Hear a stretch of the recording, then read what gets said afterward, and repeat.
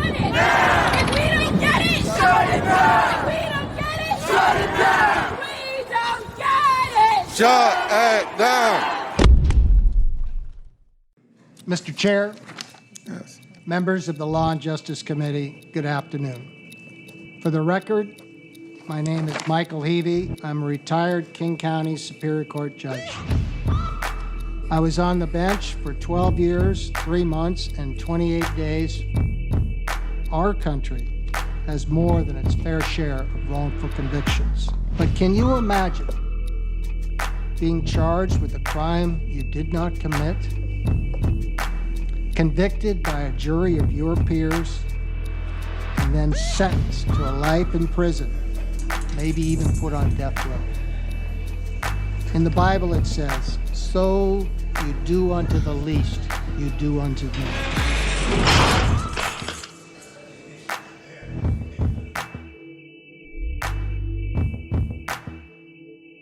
The wrongfully convicted are some of the most grievously injured people in our society, harmed and hurt not by some mean person, but by the very government that should protect them.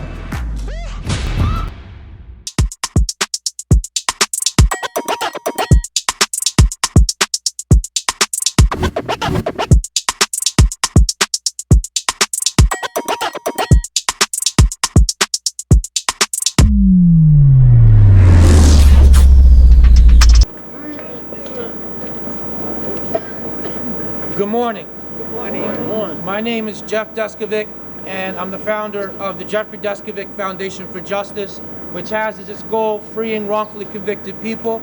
We've been able to bring 10 people home, and we pursue policy changes aimed at preventing these wrongful convictions from happening in the first place.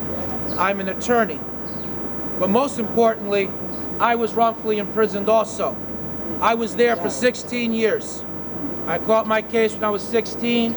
I was wrongfully convicted at 17 of a murder and rape, which I didn't commit.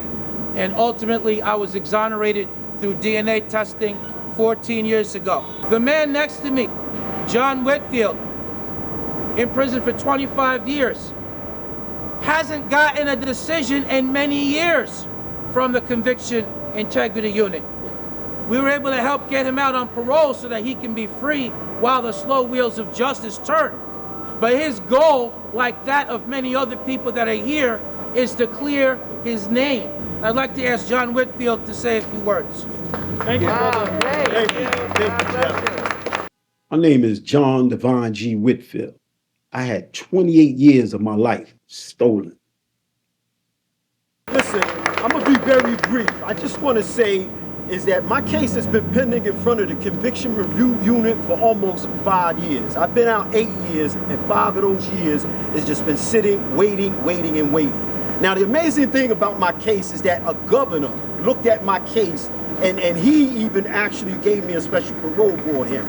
The parole board actually read the evidence of my innocence, and they were shocked and amazed. They could not believe that the courts did not fix this issue. I'm not going to go into the intricate details, but let me tell you something. There is a clear pattern of blatant violations. I mean, evidence, clear-cut evidence of innocence that's being suppressed, misrepresented, destroyed, and hidden from juries for years. It took me 15 years to find out that the district attorney held several clear-cut pieces of evidence with the man telling his people he had nothing to do with it. Yeah, and this individual, Shatik, basically he had exonerated me. On the tape, he specifically told them, listen, this person, Devon, had nothing to do with the shooting. He wasn't there. Now, the amazing thing about all this is that they hid this tape. They basically concealed it, made it look like there was no tape. Ultimately, all of this evidence was suppressed. And one of the tactics that they used throughout my trial was a tactic called trial by ambush. What they did is, for like a year and a half, I sat up on Rikers Island, had no clue who was charging me, who was accusing me of this crime. They concealed this man's whole testimony and everything. And then after I picked the jury, they just hit my lawyer with a 2-foot stack of documents saying this is all our evidence. And for the first time, we discovered that it was Richard Doyle who was accusing me of this crime. And ultimately, you know, under those circumstances, my lawyer had no time to investigate, no time to prepare a meaningful defense. And ultimately, I was found guilty. So the minute they found me guilty, I lived in the prison law library. Every facility I ever went, and people who knew me knew that Divine G lived in that prison law library. So I filed a big petition to the World Court trying to get them involved. I filed a complaint with the United Nations trying to get them involved. And each and every one of them were telling me that they had no jurisdiction over U.S. courts and that your only remedy was in the courts. And it became very clear that, you know, I wasn't going to get any relief in the court system. That was out. So what I started doing is I started writing. I became a writer because in my mind, I said, well, I'm going to have to fight some way. And I believed that maybe if I wrote and learned how to write, maybe I can entice people to get involved in my case. I started writing novels, screenplays, plays, short plays. And at that time, what inspired me to get involved in the writing was a program called Rehabilitation Through the Yards. It's been a program that was established to help the population with management skills. And it's turned into something a bit more, wonderful, because it helps people get more in touch with their feelings and able to process and actually move through and truly get some rehabilitation. The overall objective for RTA is not to create actors. The objective is to create better human beings. Sing Sing is a heartfelt portrayal of the men whose lives too often go unseen and the power they found in themselves through the art of theater. Sing Sing is not only brilliant, but beautiful, heartbreaking, and hopeful all at the same time. In a critically acclaimed movie about a prison theater program. This movie absolutely knocks it out of the park in pretty much every single category. The movie starring a Hollywood veteran, Coleman Domingo.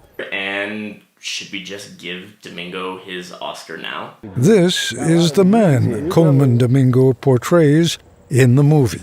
Domingo, he just did such a spectacular job playing me. I often sometimes wondered if I had took the role, could I actually did a job better than him? Please welcome my fellow castmates and the man's story that I have the privilege to portray on screen, John Divine G. Whitfield. He did a spectacular job in portraying me in this movie, and I'm proud of that. Our next guest went from serving more than a decade in prison to one of the most inspiring performances of the year. He stars alongside Coleman Domingo in Sing Sing. Without this guy, Probably would still be in and out of prison. Never would have changed my life. As of now, this is again one of the greatest movies of the year. What inspired you both to create this film and bring it to life? It was a no-brainer for me. Right. And it was a passion. Divine G was involved with RTA back when success was still very much in question. I would think that the first reaction would have been laughter. It was. Some people was looking at us like we had four heads. Our program is called Rehabilitation Through the Arts, and it was created in New York City in a prison called Sing Sing. In fact, I was one of the founding members of that program. And it was a program that used the arts, theater and writing and plays and other ways to kind of combat, you know, those negative thinking patterns that we find in prisons and outside. It was basically a rehabilitative program that used the arts to help people make transitions and to improve their lives and to improve themselves. And I won 5 National Writing Awards. I won 4 Pen Awards. I had got 3 of my novels published while incarcerated, while in Sing Sing. I got a short story published and I got a play published. Plain and simple, you are not free on parole. So I did 25 years behind the wall and I did 3 years on parole. I was fortunate with the parole situation also because after I did my 3 years, they cut me loose. While all of that was going on, my lawyers through the Jeffrey Deskovic Foundation was still fighting. The craziest thing is they've been sitting on this case for like 7 years. Everyone tend to focus on the police, but in most cases of wrongful convictions, it's really more so the judge and the prosecutor, at least in my case. And I tend to look at the George Floyd situation. Prosecutors say Officer Derek Chauvin had his knee on George Floyd's neck for 8 minutes and 46 seconds, including 2 minutes and 53 seconds after Floyd had become unresponsive.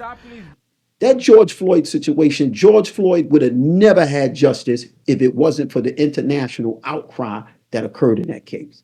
I believe that when society rises up and say, listen, enough is enough. I mean, if you look at the news today, almost every couple of months, every week or so, you're hearing about these wrongful convictions.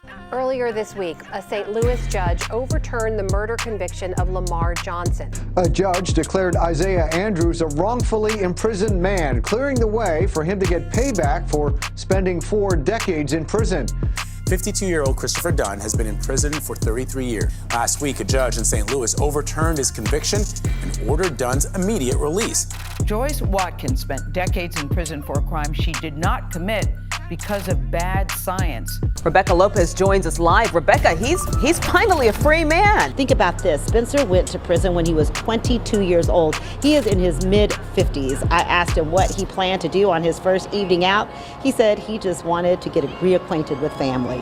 Back to you guys. An Oklahoma judge exonerated Glenn Simmons. He was convicted in 1974 of a deadly shooting at a liquor store. But the judge found key evidence that would have cleared Simmons' name was not handed over to his lawyers. He is the longest imprisoned U.S. inmate to ever be exonerated. You know, this is happening too frequently. And we need more support from the public. We need the outcry of the people. And this whole system would have to be dismantled from the ground up. There's no way that you can take an institution whose roots are rooted in systematic racism and just injustices and think somehow you're going to transform that system. I am a firm believer of the fruit of the poisonous tree. I know we've probably heard that concept on many occasions. If the roots are poison, all the fruit that it bears or comes about from those poisonous roots are going to blossom poison. That to me, I'm a firm believer of that. Now, some may debate and say that, no, I think if we institute various components and apparatuses and divisions and whatever, and it may change, I'm not one of those advocates. For me, it would have to be a complete revamping of the court system. How we can do that, I'm not exactly certain, but the fruit of the poisonous tree is something that I think that we're going to have to endure. This is a nationwide prosecuting misconduct going on, not just in Brooklyn, Queens, or the other boroughs, but nationwide. We are supposed to be working together, defense counsel and prosecutors, and coming to a just result. If you ostracize them, if you limit them, if you don't let them know what's going on, that is not an integrity unit, right? That is not an integrity unit. That is sub-roles of secret proceedings that we won't tolerate. Detective Scarcella didn't act alone. You had other detectives and other police officers who knew what was going on and didn't care. You had prosecutors who surely knew or suspected what was going on and didn't care. And you had judges, allegedly the wisest people in the courtroom, who knew what was going on and didn't care. And you had a public, a general public, that just didn't care. As long as people were getting arrested and convicted and sent to prison, nobody cared whether they were the right people or whether they were the wrong people.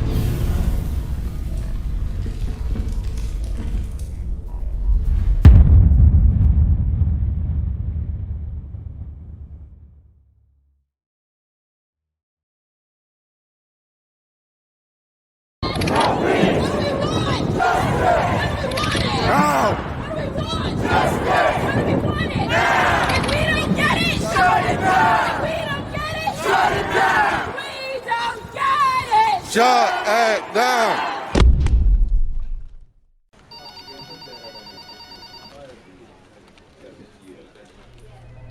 I'm here to see Jessica. Name? Jamal. Full name? That would be Jamal Harris. Fine here. You have a blessed day. It's down the hall to your left.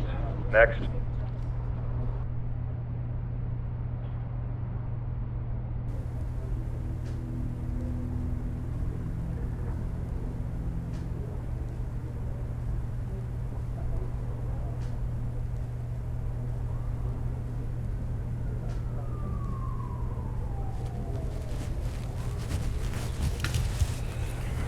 Hello, Jamal.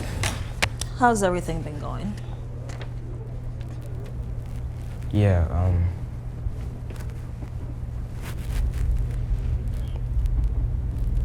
I'm alive. And how is the new job? It's a blessing. It's a real blessing, but the pay isn't really too thrilling. But I'll work my way up, just like you said I would. Well, fantastic, Jamal. I mean, I'm seeing a lot of growth. All right, you think it's enough growth to get an early termination, or? Come on, Jessica. Jessica, it's been over a year now. I mean, I've been here over a year now. It's been a whole year. Mm-hmm. Yeah. We'll see. Let's go. Jamal, focus! Quiet! Job's not done. You got all these streets to do. I'm not doing that. Really? Really?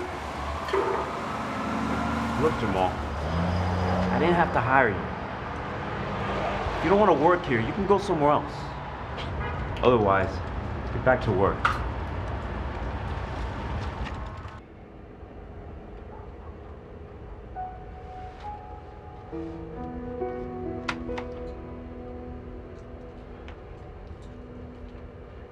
Oh, but why you gotta dance with her first? Because that's what we planned, bro. I don't like that. I don't like that plan. What if I want to touch her first? Hold on, you guys look clean. Come on. I don't know, I'm waiting for him. All right, come on. All right, I'm ready. Stick to what?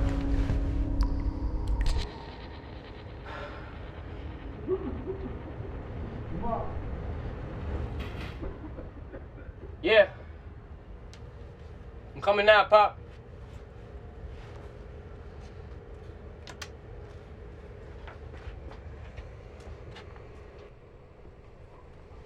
You know it's past 10, right? Why you not up yet? What do you mean? You not see the TV on? I see the TV on, but Pop, you know what we discussed. Did you even take your, hold on, you didn't even take your meds.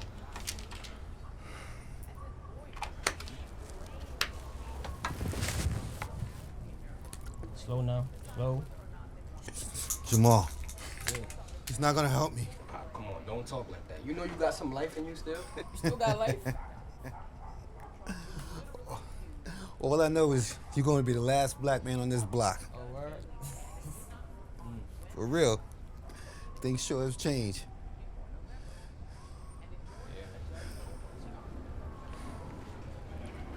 What's wrong now? Huh? It's January 10th. Look. Be grateful you're not in Mike's shoes. Just don't. He made the wrong decision, son. You need to worry about your meds. What you need to worry about those court fees. And make sure you keep that damn job. Whatever. No, yeah, I know it's too early to be fighting, right? What's going on, Jamal? How you doing? I'm all right. Just watching the news. Jamal, don't let him stop you from being free. Remember that. All right, Pop. We'll see you when I get back.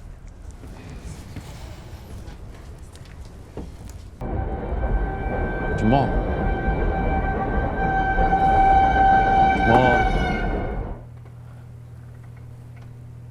I just said, how are you feeling today?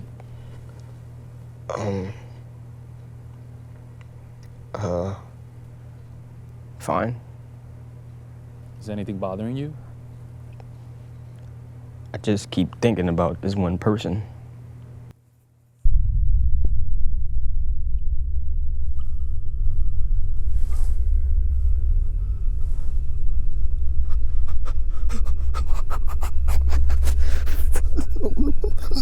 No.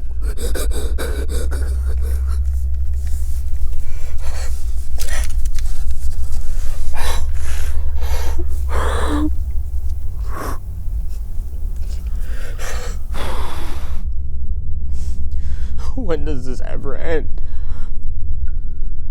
When does what end? Everywhere I go, he's always there. Michael, Jamal, remember, trauma isn't something that you can just brush off. I know.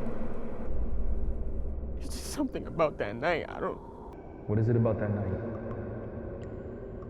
Like what's triggering you? It's gonna be good.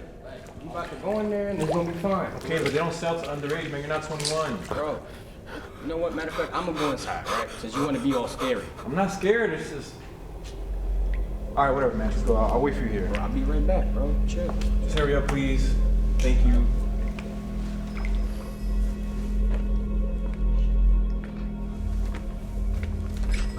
Mike, let's go. You two stop.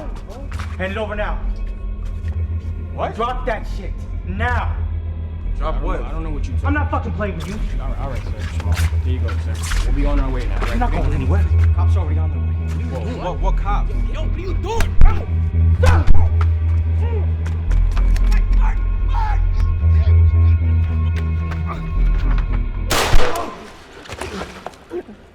No.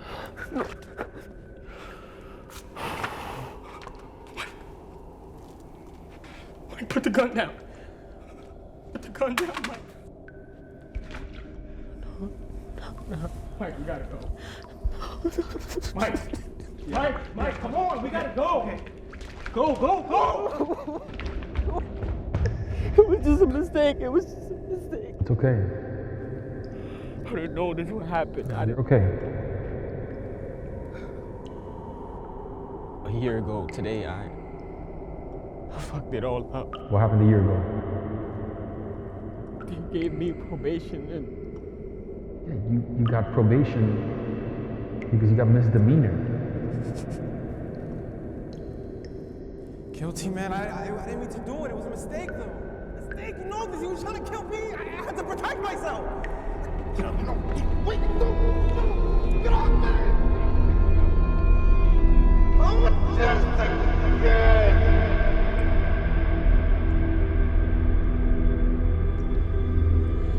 They sent Mike to Rikers. I just hope he's alive. Perfectly natural for you to think that.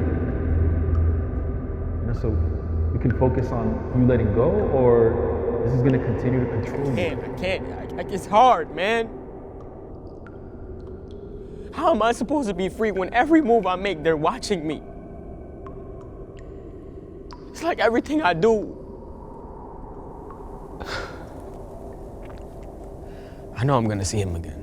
Jamal, right now we have to focus on you. Jamal.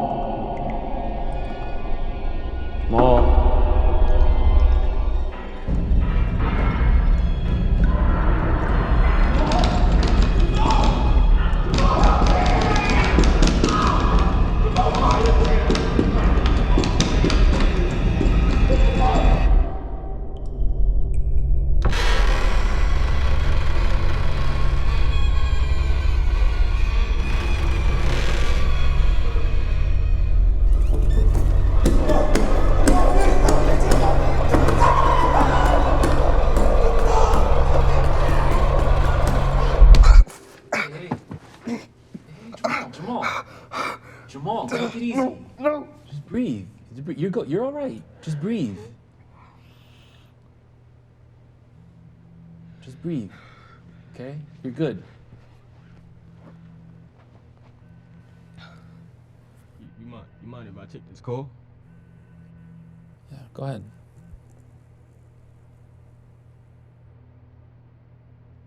Yeah, Jessica, how are you? I'm well, Jamal. Yeah, I'm fine. I'm in therapy Remember right you now. have a curfew at 8 p.m. and I'll be stopping by for a check-in later on today, okay? Mm-hmm. All right, I'll see you when I'm there. I gotta go. I'll see you next week, all right? Hey, there's no jaywalking here. Have yourself a good night, all right? All right?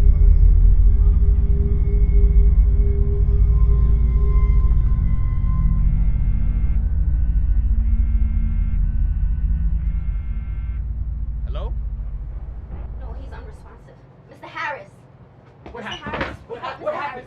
What happened? happened? I'm on the phone with. He's unresponsive. I'm on What the do you phone right mean? now. Be careful with him, Hey. Jamal. Just give him some space. Not procedure. You're gonna hurt him. Just move. Just stop. Just wait. I know what I'm doing. This is my job. This is not procedure. Just give me your keys. I'm not giving you the keys to my car. Just give me your fucking keys.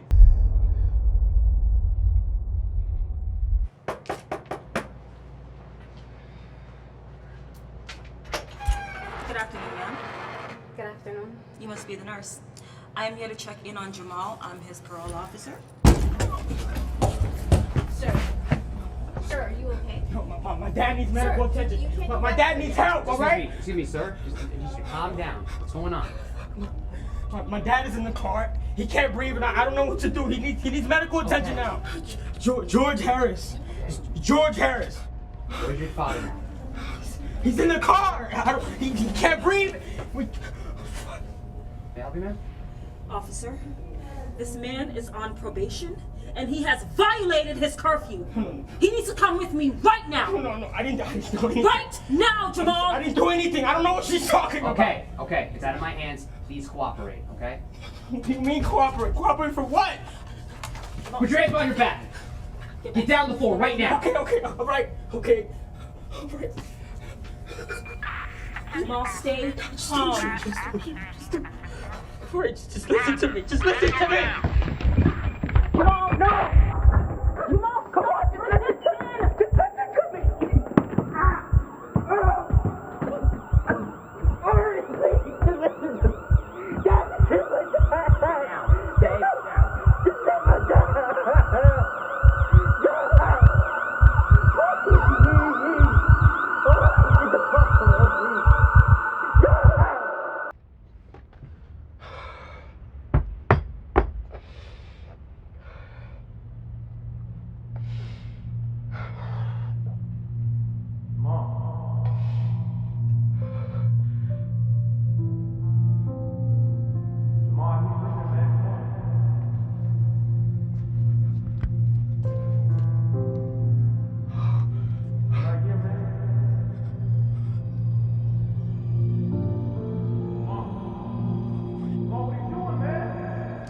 Wait.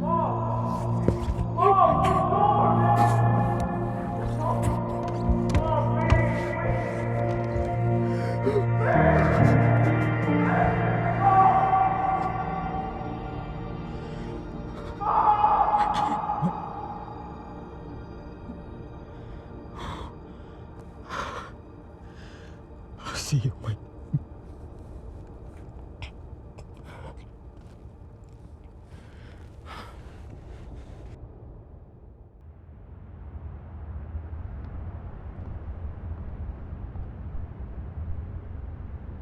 It's been real hard without you, Pop. But I'm trying to stay strong.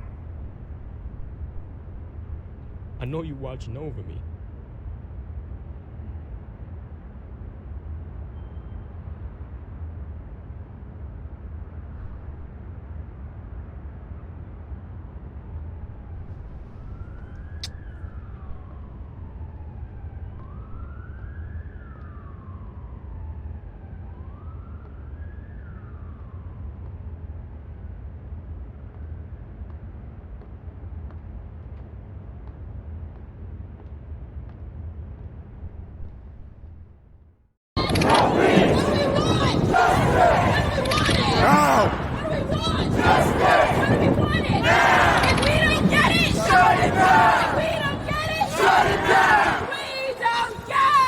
Shut it down.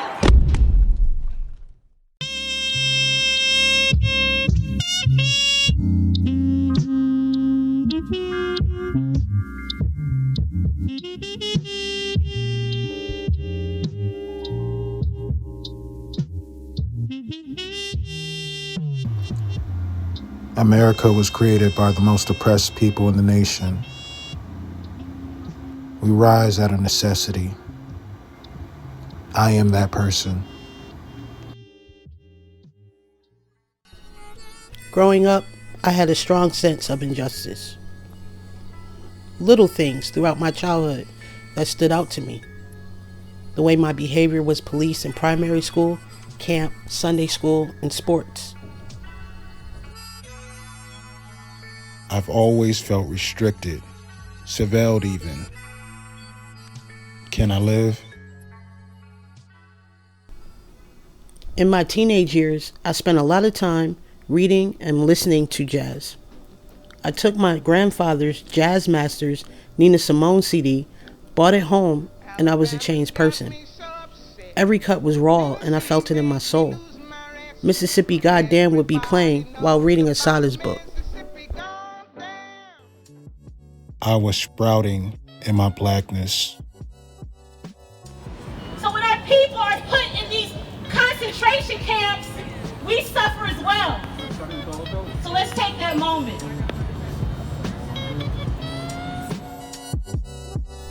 I can't remember a time not knowing about the MOVE bombing and the unjust incarceration of Mr. Mumia Abu Jamal.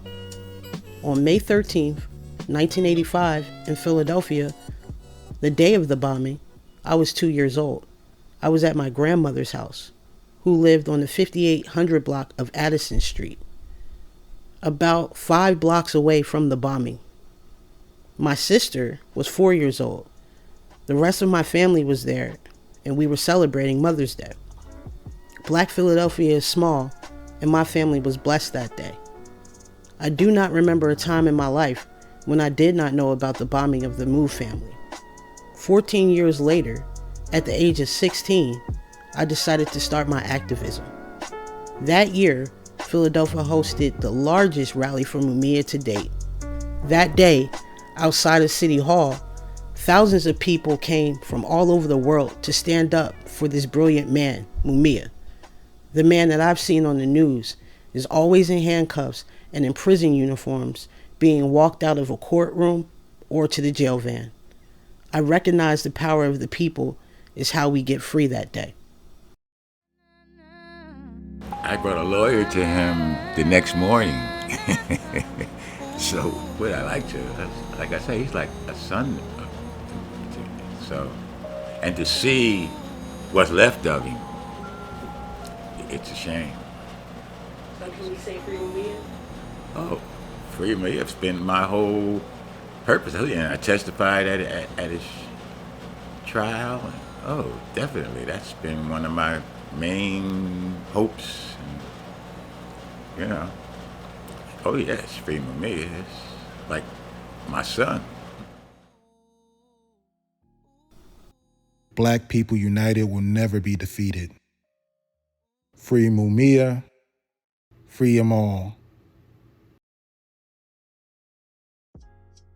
February 26, 2012, 17-year-old Trayvon Benjamin Martin was murdered in Sanford, Florida by 28-year-old George Zimmerman. I was 29 years old. This was the beginning of the fire inside of me moving outside of me. By this time, I was an accomplished chef in my own right. I dealt with constant racism within the industry. I recount telling myself around the age of 20 that I had to suppress my revolutionary consciousness to be able to navigate the restaurant industry, which I did.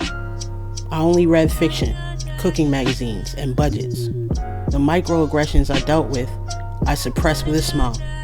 Internally, I was dying inside. I remember telling my older sister Megan we should go to a rally for Trayvon Martin in West Philly. So we did. It was a somber demonstration. The feeling of hopelessness surrounded the crowd. I remember seeing Zimmerman on TV and thinking, how dare this grown man murder this child? I felt sorrow for his brother and his parents. I understood that white people go out their way to police you. This was the beginning.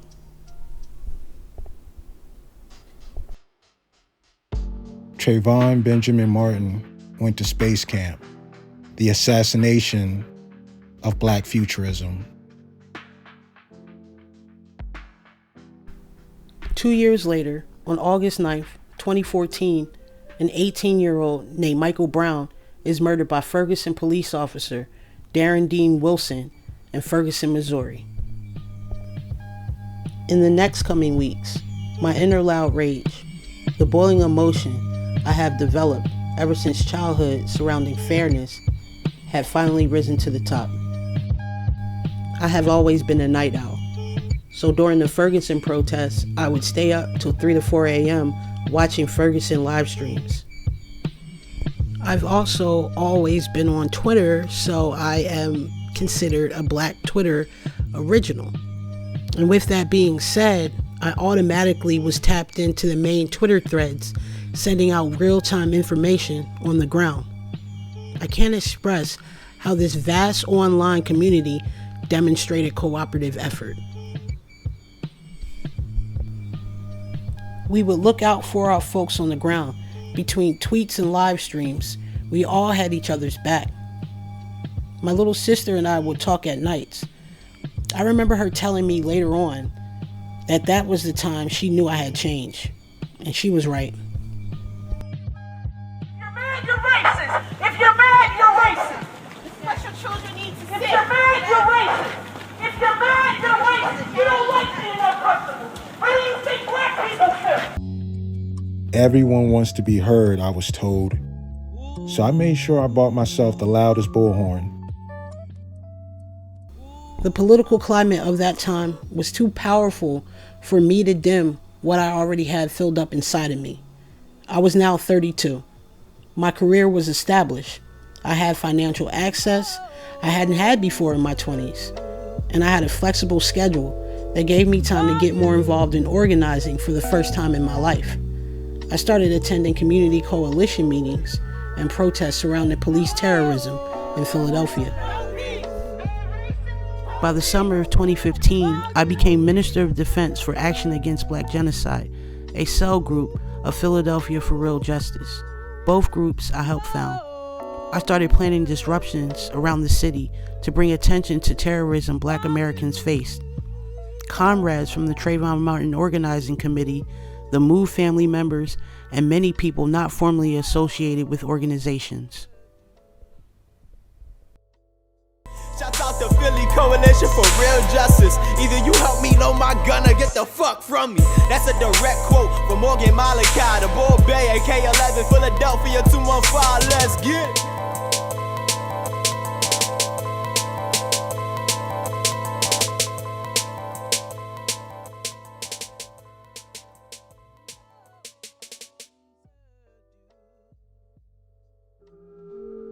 Black women rising to the call of defense for our people. Looking back, I knew that the same men I defended probably would not do the same for me. As I get older, I hope that feeling that I have is proven wrong.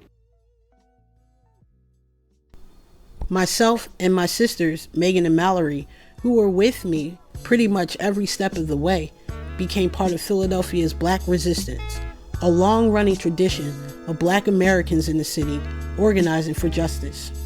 All three of us played different roles in the movement. We have subsequently been arrested and taken to trial for protesting together. My mother was always a big support. I know that the support system I had during those times is a privilege a lot of people are not afforded. Hopefully, when people look back, they see that I've always tried to use everything I have to further my people. To my Megan, Mallory, Mom, and Dad, thank you infinitely. We want to know who killed Brandon Tate Brown. He was shot by the Philadelphia Police Department in the Frankfurt section of this city. They will not tell us the cop's name who shot this kid. Ferguson, we know who shot Mike Brown. That would be Darren Wilson. So we need to know the name of our Darren Wilson in the Philadelphia area because we want to know. We have this kid's mother wanting to know who killed her son. And the least we can do is get a name. And everybody can feel compassion about that. When Freddie Carlos Gray Jr. was murdered on April 12, 2015 by Baltimore Police Department officers Caesar Goodson Jr., William Porter, Brian Nero, Garrett Miller, and Alicia D. White, our organizing in the city was in full motion. The campaign for Brandon had slowed down, and I got a call suggesting we go to Baltimore to support our comrades struggling to get justice for Freddie Gray and his family. I agreed to go. At this time, I had never been outside of the city for a protest. I did not know what the day would bring on April 18th, 2015. All night and all day. Anywhere in USA, you can have a Freddie Gray. Shut it down, all night, all day. Anywhere. I don't expect that shit from somebody that look like you. You're a fucking disgrace. Get your life right. Get your mind together. Get some fucking education. Have some black pride about yourself. Because right now, you looking real low, yo. You looking low as shit. You know what time it is out here. You want to be on this side of history? 25 years from now, what you going to tell your kids? That what you was doing, popping your gun? You was popping your gun? What you was doing, Mom? When Black Lives Matter was out in the street, what you was doing? Standing there looking like nuts. You're not shit. Whoa. Hey.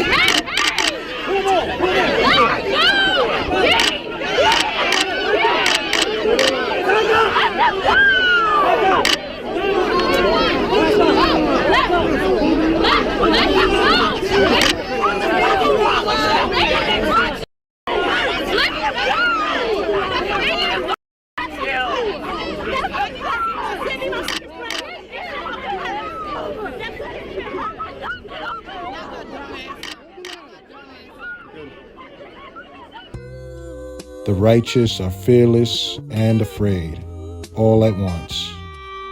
The foundation of a freedom fighter.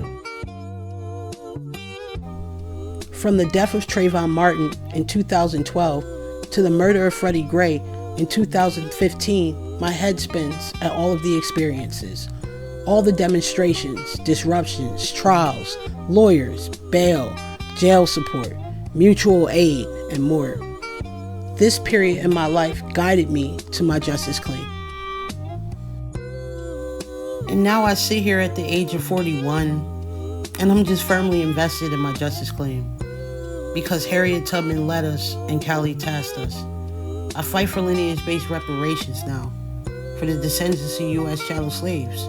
Me. My activism approach is different, and honestly, it's a work in progress. I work on my genealogy, and I help others trace theirs. I travel the country, tracing my ancestry from plantation to plantation. And when you're doing your genealogy, it's a heavy load. Honoring every aspect of the culture in this political climate is something that's necessary. We can't lose it. We can't let them forget. We can't let our children not be taught either. Everything that has been done to us on this land in this country. We are not asking for a handout. We are demanding what is rightfully ours. What was promised, what was stolen. Reparations. Reparations now. Reparations now. Reparations now. Reparations now. Reparations now. Reparations now. Reparations now. Reparations now. Reparations now. Reparations now. Reparations now. Reparations now. Reparations now.